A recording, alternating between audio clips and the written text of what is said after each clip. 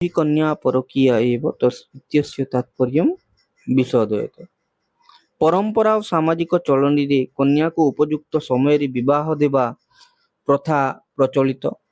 तपस्वी हे कण्वमुनि शकुंतला को केवल पालन करी मध्य कन्या पिता रूपे निजर परिचय प्रदान करिसेंति। पितार कर्तव्य जहा से मध्य करिबा को व्यग्र। तेणु से कहिसेंति अर्थो हि कन्या परकीया एव, अर्थात कन्या होची परधन। परधन को न्यास रूप रे सुरक्षित अवस्था रे आमे रखिथाउ। तेणु उपयुक्त समय और उपयुक्त पात्र रे कन्या दान करिबा उचित। सेई दृष्टि मु मध्य आजि धन्य पुरुवंशर श्रेष्ठ प्रतापी राजा दुष्यंतଙ୍କ परि सुयोग्य व्यक्ति हस्तरे मु मो कन्या को अर्पण करिछि। नेक्स्ट क्वेश्चन देखिबा।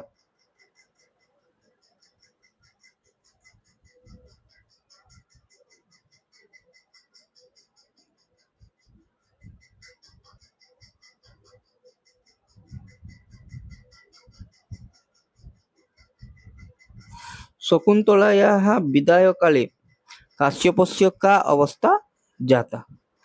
जितेबाला शकुंतला पतिगृह को गमन करथिले से समय रे काश्यप बा कण्वमुनिଙ୍କର अवस्था कौन थिला से विषय रे हमें वर्तमान देखिबा। 3 मार्किया क्वेश्चन आसी पारे।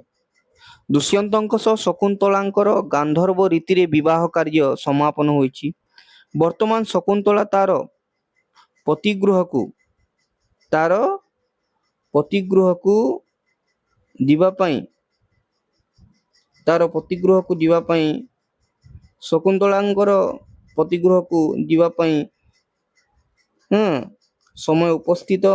विदायर समय दुखपूर्ण परिवेश सह पितृहृदयर व्यथा और वेदना को कालिदास सुंदर और मार्मिक रीति रे वर्णना करछन्ति।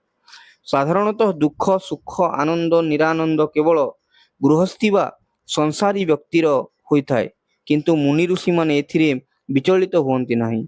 से निर्विकार निर्लोभ निरहंकार, किंतु आज से सबुर परिवर्तन होइछि। शकुंतलांक विदाय बेला रे पिता कर्णंकर हृदय विगलित हो जाइछि। मन कोहरे पूर्ण, नेत्र अश्रु सिक्त होइछि। कर्ण निजर कोहर को आयत्त करि न पारि बाष्परुद्ध कंठरे कहिचंती, यदि जणे मुनिर कन्या विदाय एते दुख कोह जात होउछि, तेबे जणे गृहस्थीर निज जन्मित कन्यार विदाय रे की प्रकार दुख जात हेउ नथिब।